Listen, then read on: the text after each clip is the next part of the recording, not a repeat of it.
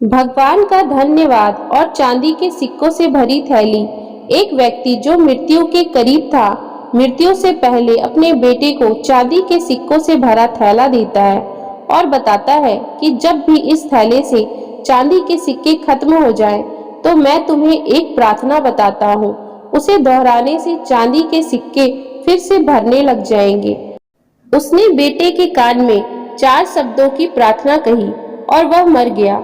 अब बेटा चांदी के सिक्कों से भरा थैला पाकर आनंदित हो उठा और उसे खर्च करने में लग गया।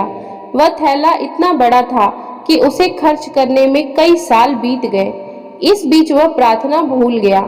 जब थैला खत्म होने को आया, तब उसे याद आया कि अरे, वह 4 शब्दों की प्रार्थना क्या थी। उसने बहुत याद किया, उसे याद ही नहीं आया। अब वह लोगों से पूछने लगा। पहले पड़ोसी से पूछता है कि ऐसी कोई प्रार्थना तुम जानते हो क्या जिसमें 4 शब्द हैं। पड़ोसी ने कहा, हाँ, एक 4 शब्दों की प्रार्थना मुझे मालूम है। ईश्वर मेरी मदद करो। उसने सुना और उसे लगा कि ये वे शब्द नहीं थे, कुछ अलग थे। कुछ सुना होता है तो हमें जाना पहचाना सा लगता है। फिर भी उसने वह शब्द बहुत बार दोहराए, लेकिन चांदी के सिक्के नहीं बढ़े। तो वह बहुत दुखी हुआ। फिर एक ब्राह्मण से मिला। उन्होंने बताया कि ईश्वर तुम महान हो। ये 4 शब्दों की प्रार्थना हो सकती है, मगर इसके दोहराने से भी थैला नहीं भरा। वह एक धनिक से मिला। उसने कहा, ईश्वर मुझे धन दो। यह प्रार्थना भी कारगर साबित नहीं हुई। वह बहुत उदास हुआ। उसने सभी से मिलकर देखा, मगर उसे वह प्रार्थना नहीं मिली जो पिताजी ने बताई थी।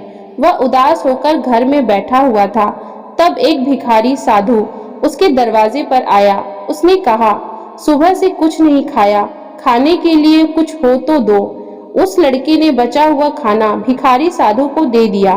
उस भिखारी साधु ने खाना खाकर बर्तन वापस लौटाया और ईश्वर से प्रार्थना की, हे ईश्वर, आपका धन्यवाद।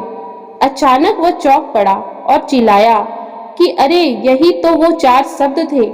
उसने वे शब्द दोहराने शुरू किए, हे ईश्वर, आपका धन्यवाद। और उसके सिक्के बढ़ते गए। इस तरह उसका पूरा थैला भर गया।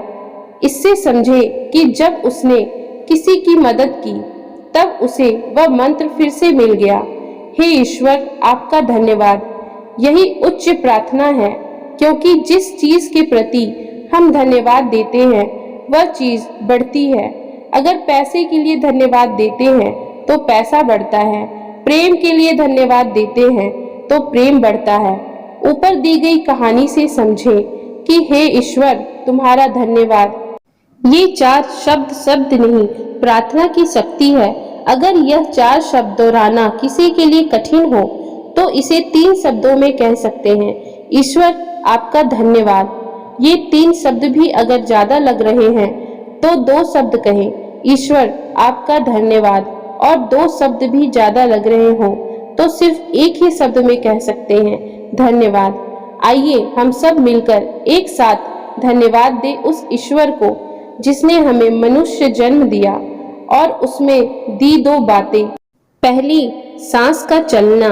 दूसरी, सत्य की प्यास। यही प्यास हमें खोजी से भक्त बनाएगी। भक्ति और प्रार्थना से होगा आनंद, परम आनंद, तेज आनंद। बोलो जय श्री राम। दोस्तों, अगर आपको हमारी ये कहानी अच्छी लगी हो तो कृपया आप हमारे चैनल को लाइक, शेयर एंड सब्सक्राइब जरूर करें, जिससे हम आपके लिए और भी अच्छी अच्छी कहानियाँ लाते रहें। Thank you for watching.